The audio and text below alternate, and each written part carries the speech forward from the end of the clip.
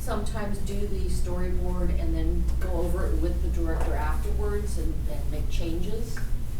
Oh, yeah, that's called a revision. Okay, So when you will go back and revise things, they might have described something vaguely. Mhm. They also might have described it hoping that you would come up with reading their mind. Sometimes it doesn't work. So, yeah, I usually do revisions.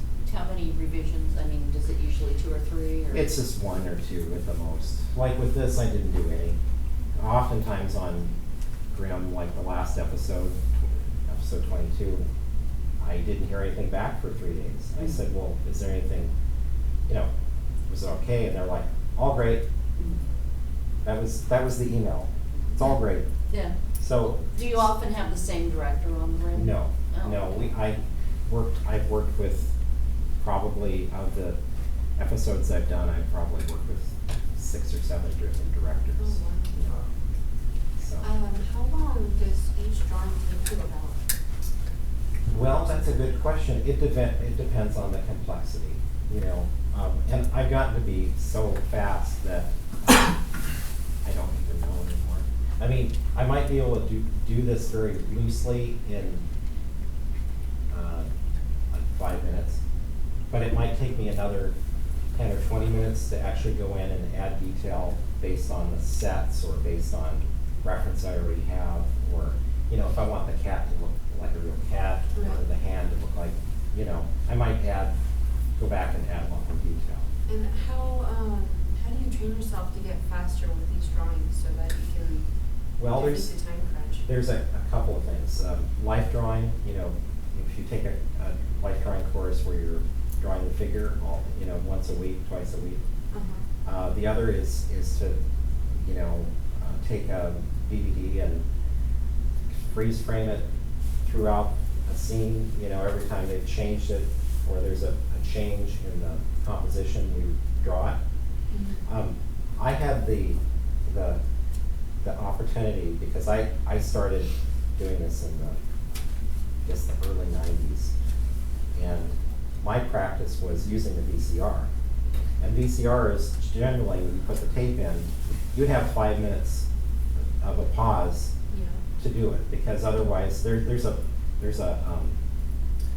mechanism in there that keeps it from staying there too long because you'll damage the tape. Right. So I only had 5 minutes per screen to draw it, so it got me used to,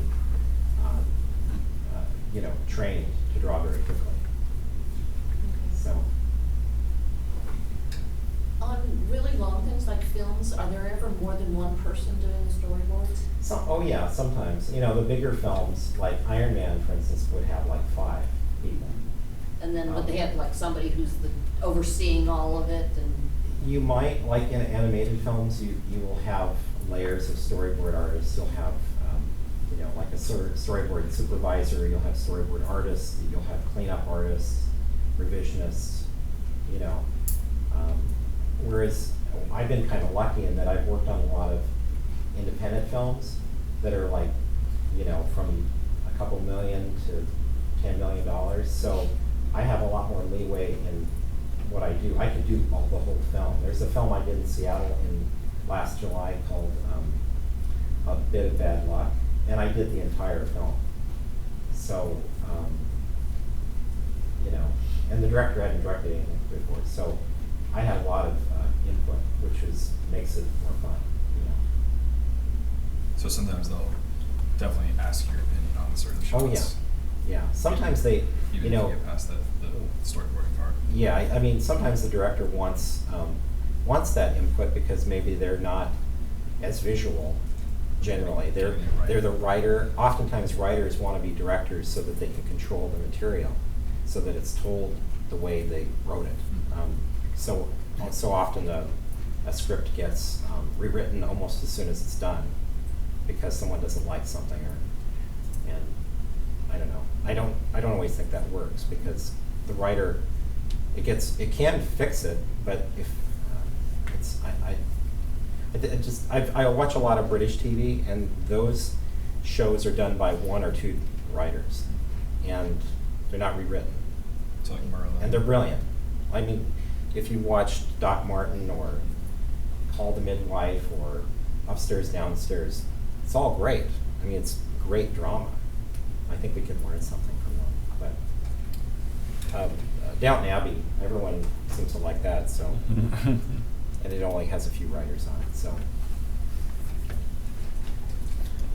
I don't know how in depth do you actually get? I mean, because like even when I was just doing my little scribbles on that, like I'd find myself wanting to just draw every single thing.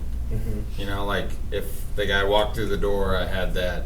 And if he took a step to the left, I was like, oh, maybe I should draw him taking a step, and then sitting down in another frame. You know, Yeah. Or do you just do kind of like what you have here? Just kind of seems like as Rosalie's running to the door, you know. Yes, right. And then you know, or you had Well, the yeah, captain you'd run or- out of time.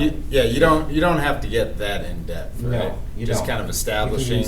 You can use arrows, the initial, like the in-betweens in in an animated film, not the in-betweens, but I can't think of it right now, but the main compositions for each shot. And using arrows to show a character moving. You don't Yeah. need to show, unless you're doing an animatic, Sure. where you're actually cutting a character out and moving them in After Effects, Okay. Yeah. So, which they do. I did that. Well, I didn't do it myself, but Paradise Park, the whole sequence, the train sequence that I did for that. I don't know if anyone's seen it, but that was completely done as an animated animatic. The entire scene, which I don't think I've never done that before, because they wanted it to be so well done, because they had a real train, stunt people. It's very dangerous, so dangerous things require a lot more time and thought. So for that was the only part of the movie that you guys did it in After Effects with an animatic, or? Yeah, that's the only part that we did Because like that. they just wanted more detail, be more well prepared. Well, part of it is that some of it needed to be animated and some of it needed to be composited. So it was a blueprint for doing the compositing, the train against the blue screen, the background, and so that they can manipulate some of that, So it was a really complex, it took a month to do it, just the preparing for it. So probably the most work I've ever done on one scene. It's what, like a 30-second scene? No, it took about 5 minutes, 3 to 5 minutes. Was it 5 minutes? It seems like it. It's been a while since I've seen Yeah, it. and it's generally a rather slow moving movie anyway, so that part is the crux of the whole film, So. I have a question for you. I was wondering, do you actually go to, after you read the script and you talk about certain scenes and certain locations, do you actually go to the locations to get the actual look, the feel before you draw it? Yes, yeah, oftentimes I'll go on the scout with the director. And I was very lucky, because the first feature I worked on, what was it called? Forgetting. We basically went on location to all the locations, first day, and so it was a great education. And of course the art director will be there, the production designer, the costume designer, all the different department keys are with you. And so it's really a great opportunity for me, because I get to see all these people and their creative input that I can then use in my work. So it's great. So like a local TV show, like with Grimm, when he tells you like certain areas that you're already familiar with, you can pretty much just kind of visualize and Yeah. go without having to visit too many of the spots. I can do it without that, but of course it helps if I'm going on the scout with them and getting pictures. I mean, like of course, like the house that they both live in the Yeah. earlier seasons, like that one, you can kind of just go ahead and visualize it, just draw away the scenes that you need right away. Yeah, I mean, and sometimes the locations department can get me pictures and get me diagrams of the building, Okay. and then I can use that to, do it. Diagrams are the best, really. So Okay. better than pictures, really, because then you can see the structure of where you're at. Do you use Google Earth at all? Do I use the what? Google Earth? Sometimes, certainly aerial shots or, like, yeah, I'll use it once in a while. But oftentimes I don't have time for that, so and I do it all old school. I'm drawing this all by hand, I don't know how you do it in CG. I mean, of course I don't really use CG, so myself. Is there a conflict with being a storyboard artist and dealing with like a director of photography, or do you sometimes work together to sort of, because it seems like being a storyboard artist is sort of director of photography in a way. It kind of is, and that's kind of where there might be a conflict.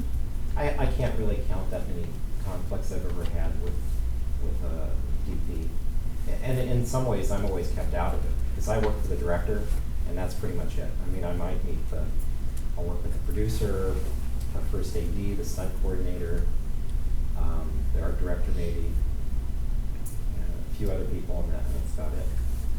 So, but the director is really my boss.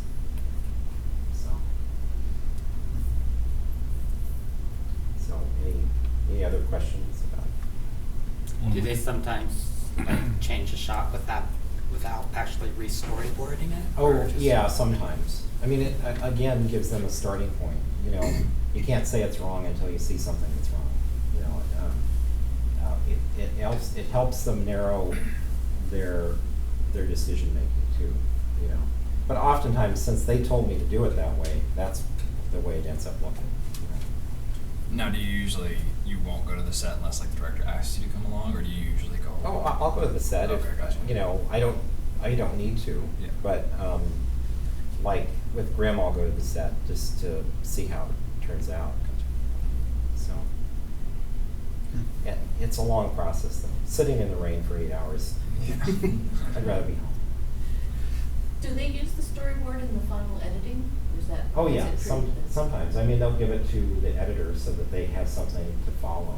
And certainly on Grimm, they use that all the time because it goes to the CG people, and they use that to, orchestrate how they put the CG together. So it's, oftentimes it's before they even shoot it, Yeah. so that they can do all the modeling and, all the CG work ahead of time. So you're pretty much in there from the beginning to the end. Pretty much. So pretty involved. You're really making a film by yourself on paper. Whereas another storyboard guy I know used to say you're acting with a pencil. That's another. So.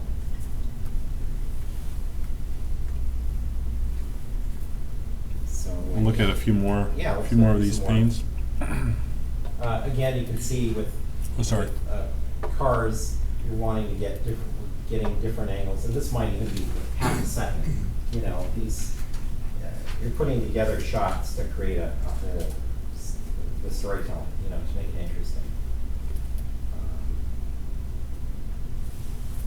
Of course, I oftentimes will write the dialogue on the side just to show how the pacing is working with the dialogue.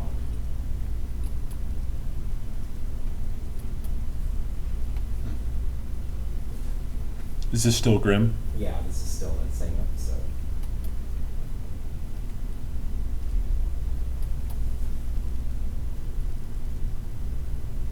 So, and keeping angles interesting is important. Low angles make people look bigger and more imposing. This was with, I worked with David Straighten on this, and I also worked on Graceland, the new TV show with him. And he's great because he wants you to do more inventive things. He'll say, be even more expressive, which is great. So this was from season 1.